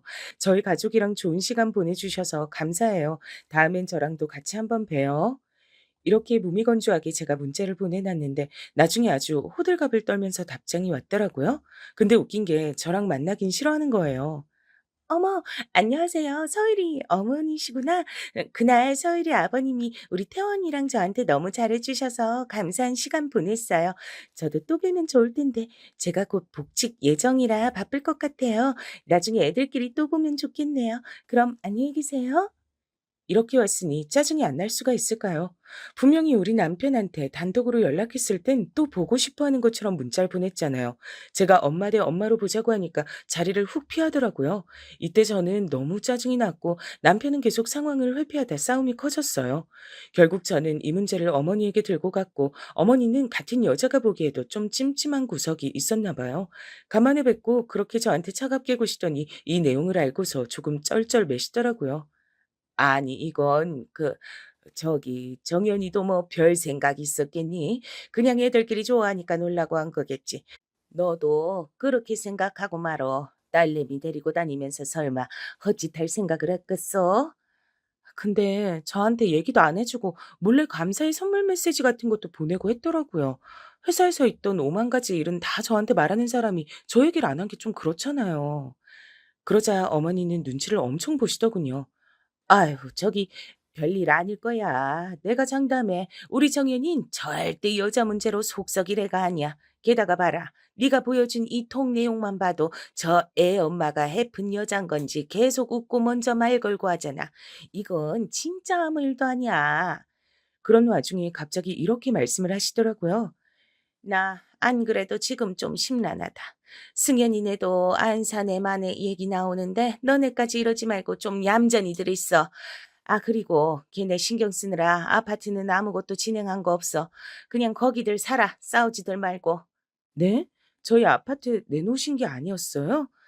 지금 다 말하긴 속 시끄럽고 일단은 그냥 그런 줄 알아. 싸우지 말고 잘 살라니까. 팔았으면 좋겠니 그럼?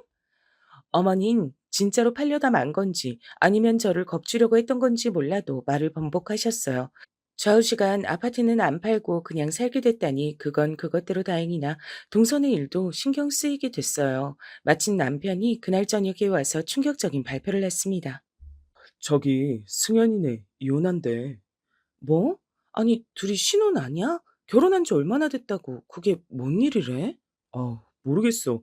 엄마도 쟤네 산 지도 얼마 안 됐는데 저렇게 집 빼고 판다고 아주 머리 아파해. 생각해보니 저런 상황이라서 어머니가 우리들 집까진 처분 안 하고 살게 하시나 싶었어요. 서방님네가 당장 집 팔고 갈라서니 어쩌니 하고 있고 우리 부부도 나름의 문제를 들고 찾아갔었으니까요. 아무튼 이 부분을 심란하게 생각하고 있다가 저는 제 코가 석자인고로 신경을 못 쓰고 있었는데요. 당시 딸 건강 문제로 대학병원을 이제 막 다닌 참이었거든요. 뭔 놈의 일들이 이렇게 겹치는 건지 남편 그 이상한 일부터 우리 동선의 이혼 문제, 서열이 피부 문제랑 진짜 머리 아파. 이런데 내가 언제 복직을 하고 일할 수 있겠어.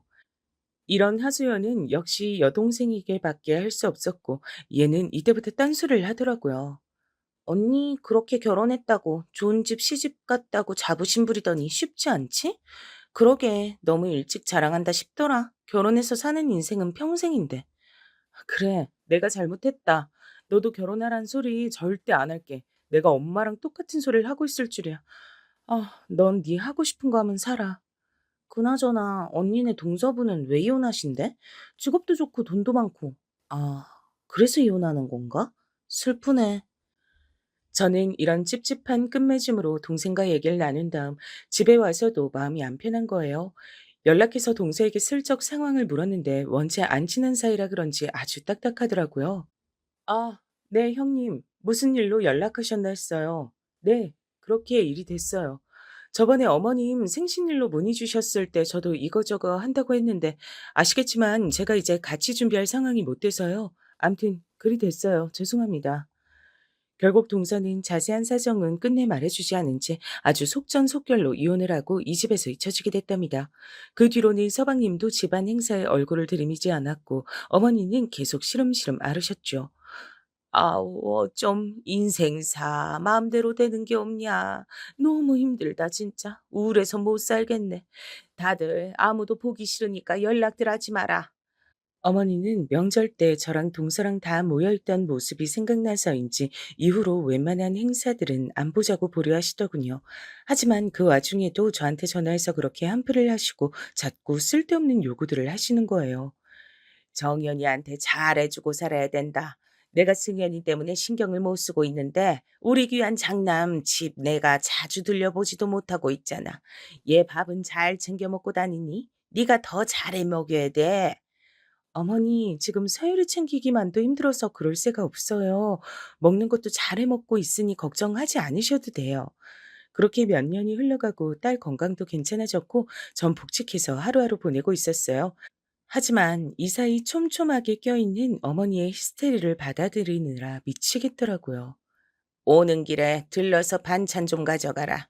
어제 보낸 서유리 사진 보니까 옷을 왜 이렇게 춥게 입혀 다니냐. 너 그거 얼마나 번다고 애를 그렇게 대충 키워? 정연이도 먹고 살기 힘든데 제대로 내조하며 살아야지. 성당은 지난주에 왜 안 나왔어?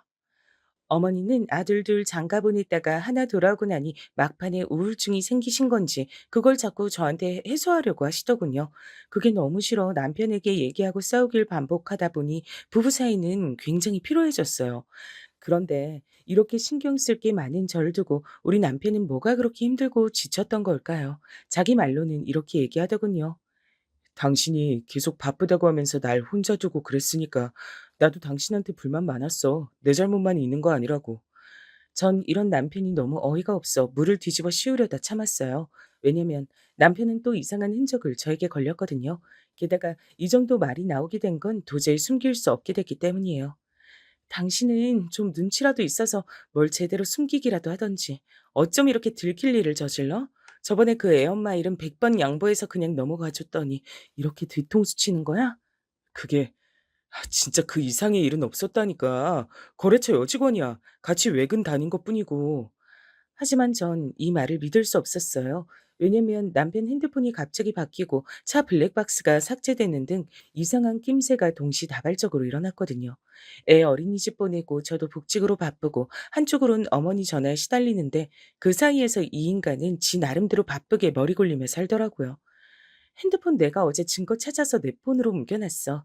이제 와서 발뺌할 생각하지 마. 둘이 모텔도 다녔더만. 내가 거기까지 쫓아가서 더 추가로 뭐라도 받아올까? 이 말을 하면서 저는 입술이 달달 떨려와서 나중에는 발음도 잘 안 되더라고요.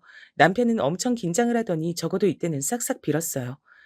제발, 내가 잘못했어, 여보. 그냥 회사에서 서로 힘든 일 얘기하다 보니까 다시는 안 만날게. 당신도 잊어주라. 내가 서율이랑 당신한테 더 잘할게. 말도 안 돼. 난 어머니한테 이거 알릴 거야. 왜 나만 속 끓여야 돼? 전 그렇게 당당하게 저더러 아들 잘해주라고 요구하시던 어머니에게 이 사실을 알렸고요. 어머니도 제가 증거를 다 드리미니 움찔하시더군요. 아니, 정연이 이 자식이. 아휴, 그래, 알았다. 이게 무슨. 암튼, 그래. 내 제대로 얘기하마. 일단 가봐라. 어머니 딴에도 충격을 받은 듯 보였고 전 이때만 해도 어머니 말을 믿었어요. 대충 봐도 이 상황에서 큰 소리 칠 만한 건 저밖에 없지 않을까요? 근데 몇 달이 흘러 갑자기 남편은 엉뚱한 소리를 하더라고요. 왜 제가 이런 말을 들어야 했던 걸까요? 음, 나 당신이랑 그만 살았으면 하는데 이혼하고 싶어. 맨날 이렇게 사는 것도 힘들고 눈치 보고 살기 싫다. 해달라는 거 다 해줄 테니까 이혼해줘. 뭐야? 지금 애도 듣는 앞에서 뭔 소리야? 그러나 남편은 막무가내였고 연일 이혼해달라고 시위를 벌이더니 급기야는 짐을 싸서 나가버렸어요. 이 충격에 저는 다니던 직장도 그만둬야 하는 건지 시름시름 앓고 있었는데요. 어머니도 한동안은 제 편을 들어주시다가 역시 팔은 안으로 굽는 걸까요? 태도를 슬슬 바꾸시는 거예요. 그러게. 내가 너 성당 제대로 안 다닐 때부터 알아봤어. 그니까 이렇게 힘든 일들이 생기는 거 아니냐. 정연이도 너가 자꾸 나랑 부딪히고 하지 않으면 딴 여자 보거나 이혼할 생각 안 했을 거다. 와, 이게 무슨 말씀이신지. 저 오늘은 어머니랑 얘기 오래 못 나누겠네요. 전화 끊겠습니다. 전 당시 보통 정신 상태가 아니라서 친정에 애를 대충 맡겨두고 머릿속으로 온통 남편의 뒷조사만으로 가득해졌었어요. 그러다 겨우겨우 하나씩 퍼즐처럼 맞춰나가서 남편이 만나는 듯 했던 그 여자를 찾으러 갔답니다. 그런데 이 기집애가 아주 보통이 아닌 거예요. 제가 넉넉고 힘들어하던 사이 뒤에서 어머니와 남편, 이 여자애는 어마어마한 일을 벌리고 있었더군요. 저 임신했고 곧 아기 낳아요.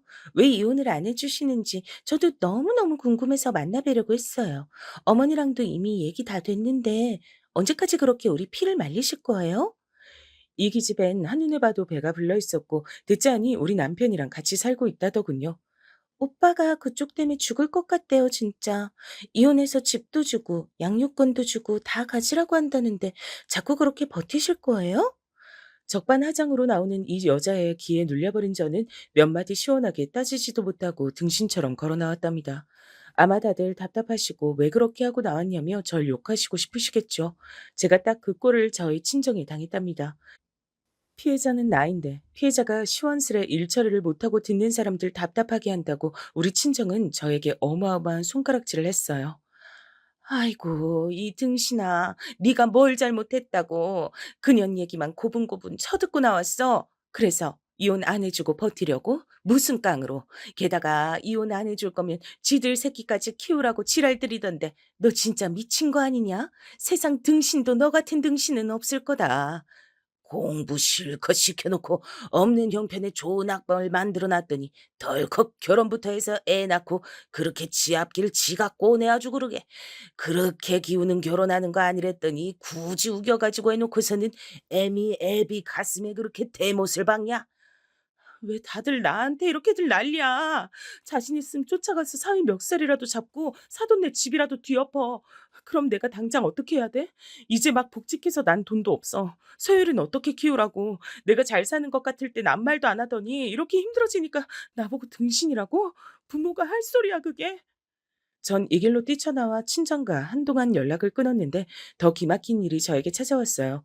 그렇게 이혼해달라고 악마처럼 굴던 남편이 얼마간 연락이 없었고 전 남편이 없는 집에 아이와 살며 죽은 사람처럼 버티고 있었는데요. 토요일 오전 9시쯤이었을까요?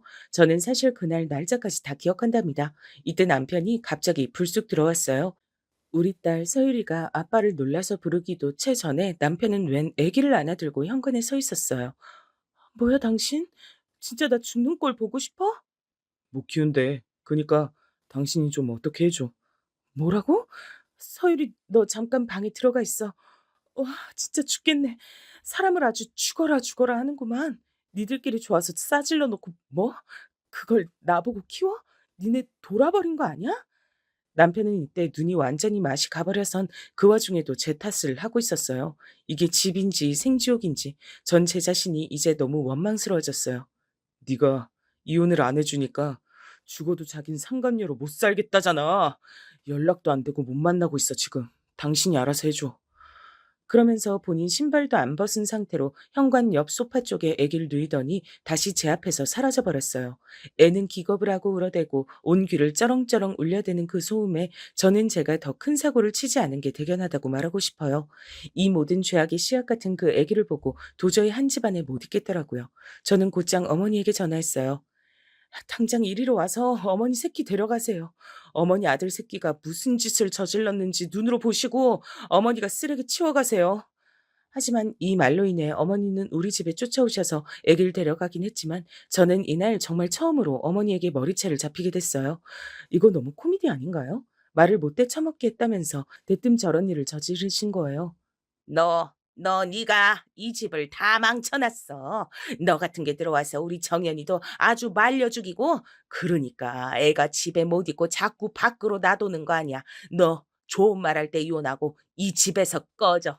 서유리도 내가 데려갈 거야. 안 돼요. 서유리는 안 된다고요.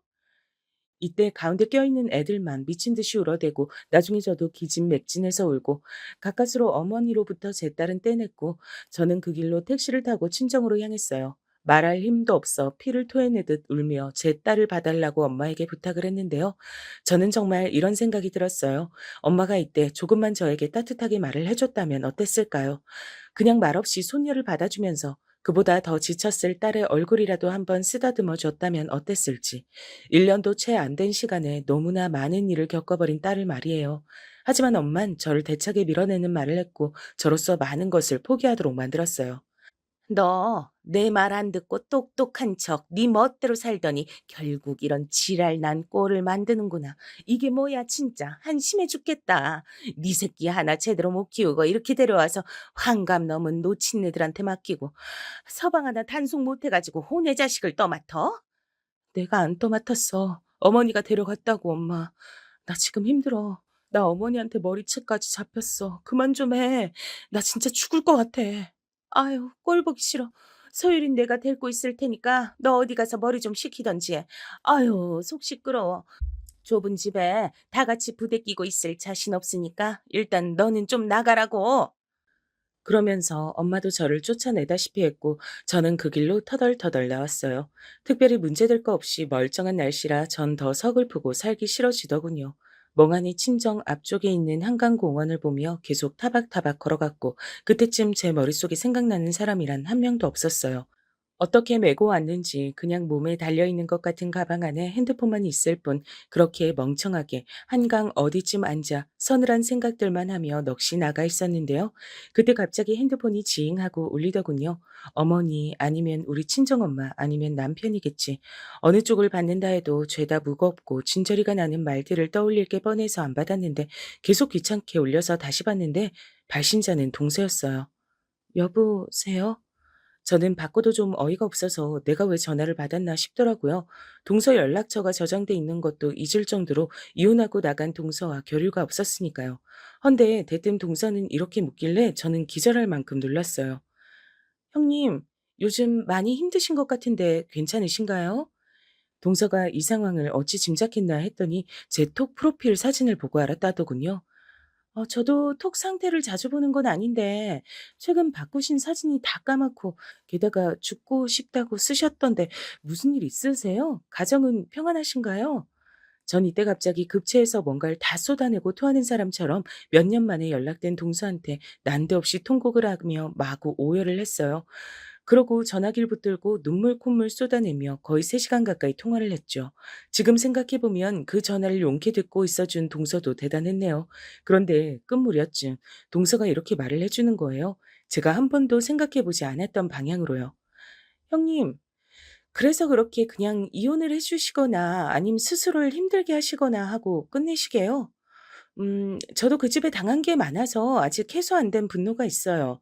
그리고 하는 꼴도 여전히 똑같고 알량한 재산 갖고 사람 함부로 대하는 거 그대로네요.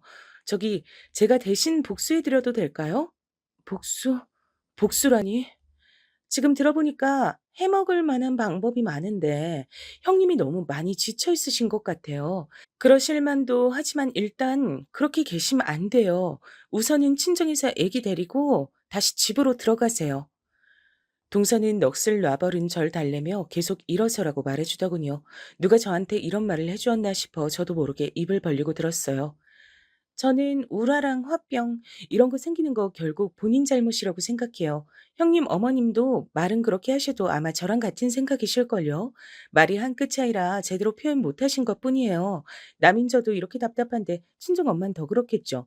당하고 다 밀려나기만 하시면 어떡해요. 뭐가 되든 들이받아야죠. 아, 당하고 싶어서 당하는 사람이 어딨어.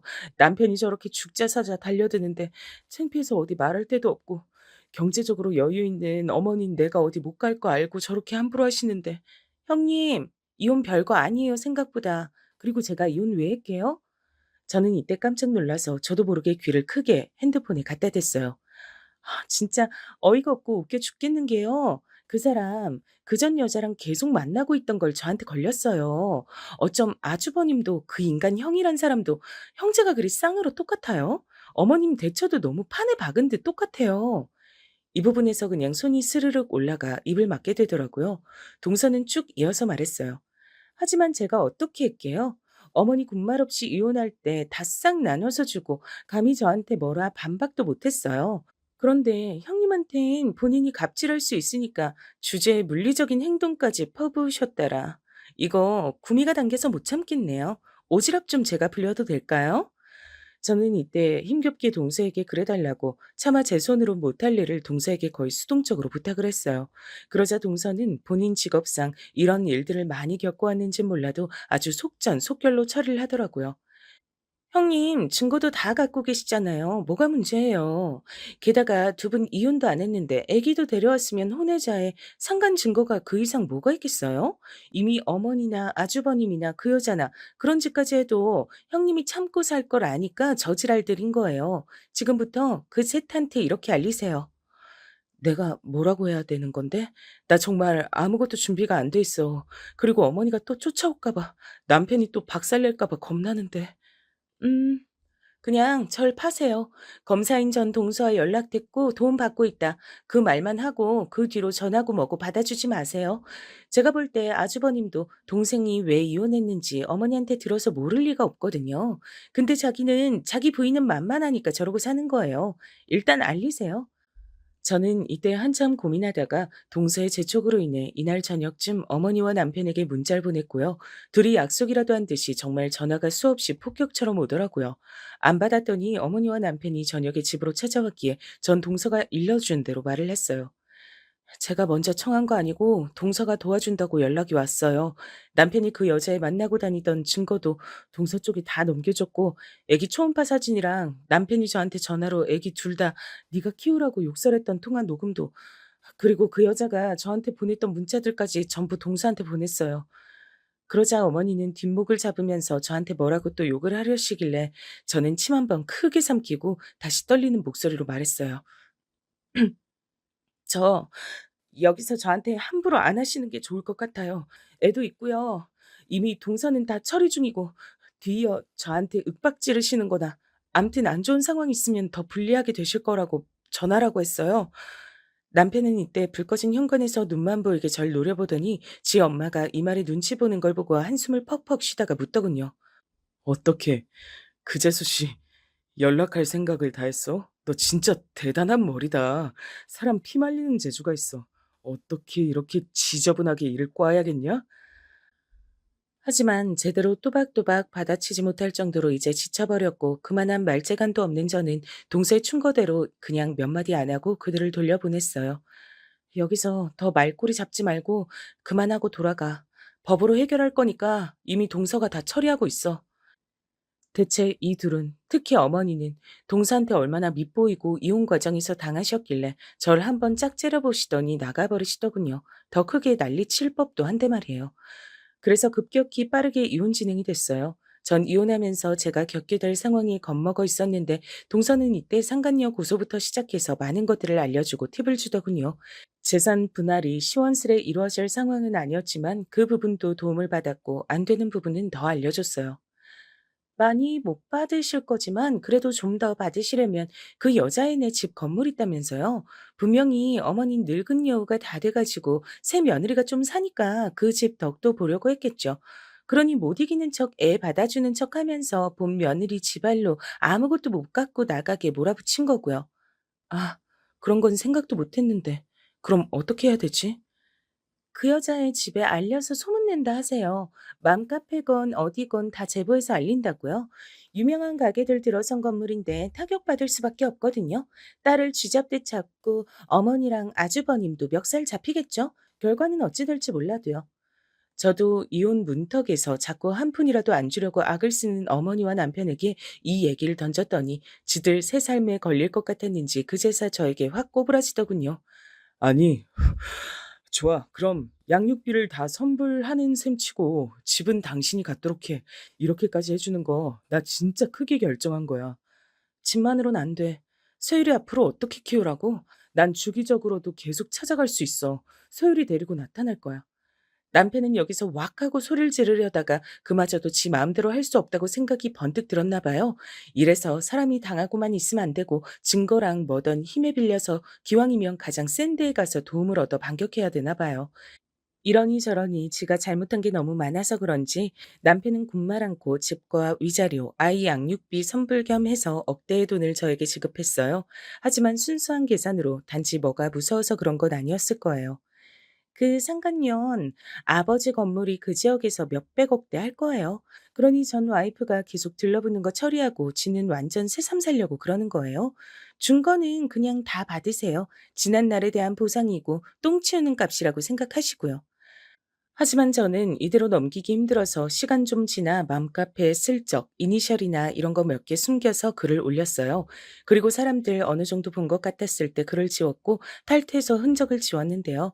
결국 남편과 그 상간년 사이도 부당하다는 게 그 건물이 있는 동네에 알려졌고요.